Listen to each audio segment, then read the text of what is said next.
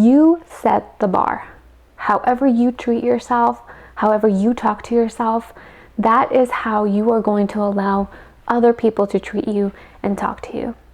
This is why self-compassion is so important and why self-love is such an important practice. So for today, we're going to be focusing on the most important love of all to close out the month of love, self-love. Welcome to Therapy Explained, where we explain, demystify, and destigmatize mental health and mental health treatment. My name is Deniss Planner. I'm a licensed marriage and family therapist and your very own mental health cheerleader. Before we jump into the video, as always, don't forget to subscribe to this channel for all things mental health. And remember that every video also comes with its own cheat sheet that I make available to you on Instagram. So make sure that you're following me there to get your cheat sheet on today's episode. Without further ado, let's just go ahead and jump into different ways in which you can build that self-love habit. Take yourself out on dates. Now, you can commit to this as much as you want to. You can dress up and go to a really nice restaurant, do your hair and everything, have dessert, have a glass of wine, if you feel up to it. But you can also do small little dates like you would for someone that you would be dating. So go grab some coffee, take a walk to a coffee shop, buy yourself some coffee, sit down and just people watch or listen to music. Pack a picnic, go to the park, sit by yourself, or bring your dog if that's what would be helpful and make it a little bit nicer. You can also go to museums, libraries. My personal favorite, and I've talked about this in my Instagram a lot, is botanical gardens. So if there is any sort of botanical garden or even free gardens in your community, go check them out. There's also free days on for museums. I believe that the ones in LA have like free Tuesdays, like the first month. So check out what is free and low cost if you are concerned a little bit about how much that will cost you, but dates can be also completely free. I'll walk around your neighborhood, go to the park. So there's many things that you can do just to take yourself out on a date. This time alone allows you to have some self-reflection. You can think about your day, about your week, perhaps your future goals. Same thing that you would ask a person if you were on a date with them. What do you like? What are your long-term goals? Do you want kids? Where do you see yourself living? Tell me about your past. So same thing. Reflect on the experiences that you've had and where you want to go, perhaps where you're at now. This is a wonderful time for you to get to know yourself, because ultimately, remember, how can we love someone if we don't know them? So if you're looking to practice self-love, practice self-knowing as well. Try new things. When you sign up for classes or workshops or visit new places, you're allowing yourself the opportunity to learn things, to grow, to have new experiences. And at the other end of that, you will also feel really proud of yourself because you're living life, you're exploring, you're really allowing yourself to, again, learn and grow. It feels so good. It's so good for our self-esteem to try new things and learn and explore. But again, when we're practicing self-love, it's also about giving ourselves that opportunity.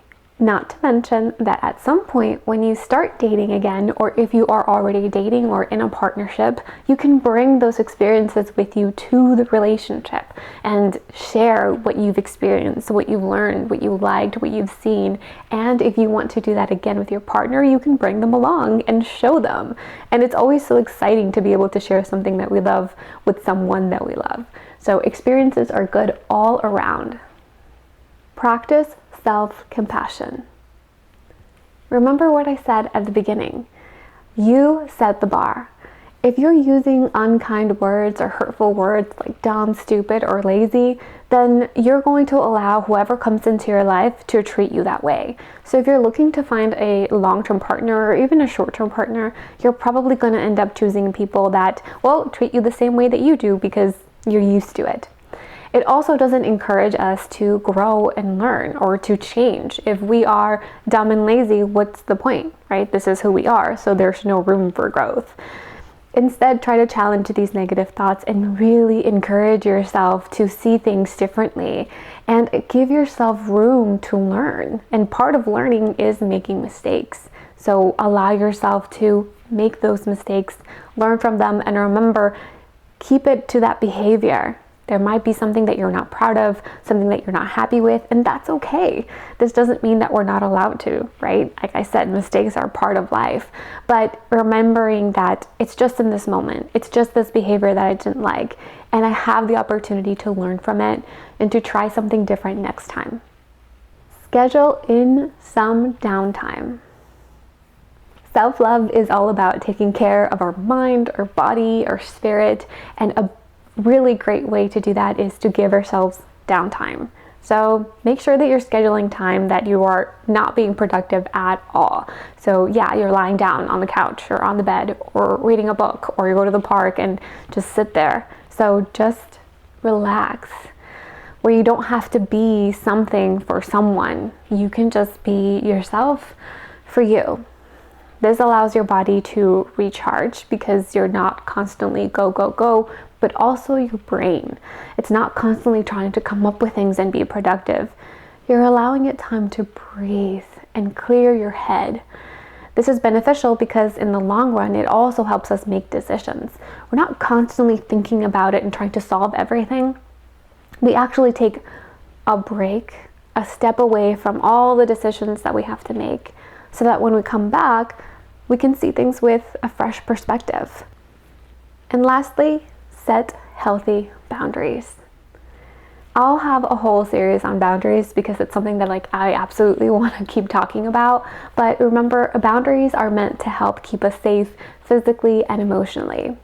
So look at your behaviors, look at your relationships, and see where there is room for you to perhaps establish healthier boundaries. Learning how to say no, or taking a step back from things that might be too toxic or hurtful for you. Setting these boundaries helps us communicate not just to other people, but to ourselves, that we deserve respect, that we deserve to feel safe and comfortable in all spaces. That is the message that you're sending yourself. And ultimately, remember, this is not because we are better than everyone, but this is because we are just as good as everyone. Everyone deserves to feel safe and comfortable in every space and to establish the boundaries that they require in order to do that. So give yourself permission to reflect on these relationships, which could probably happen during one of your dates, and try to practice the establishment of these boundaries. I know they're tricky, and I promise a boundary series is coming to help you with that. But for now, just reflect on them, figure out what would feel comfortable, and take baby steps towards them. Remember that practicing self-love is not just for when we are single. Whether or not we have a partner, it's important for us to invest time and energy into ourselves.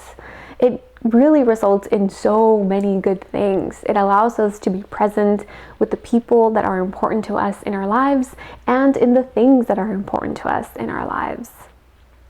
Practicing self-love prepares us for a future partnership because we're gonna be able to bring so much to a relationship. We are really good at showing ourselves love, which means that we're probably going to be really good at showing that to someone else.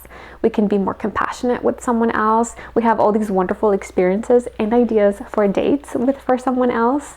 And if we already have a partner, this again gives us so much to bring to the table in a relationship.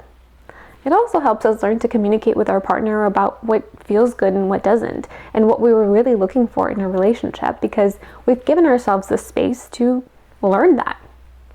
So again, self-love is important, and I hope that today's video has encouraged you to practice some of these self-love habits. If you give any of these habits a try, please, as always, let me know in the comments down below, or if there is a self-love habit that you already practice that I didn't mention. Remember that your cheat sheet is also available to you already on Instagram, so hop on over there to get access to it. But before you do, as always, I will ask for you to give this video some love in any way that feels authentic to you. Every like, comment, subscription, and share helps spread the word about free mental health information and education. Thank you so much for watching, and remember, as always, I'm cheering for you.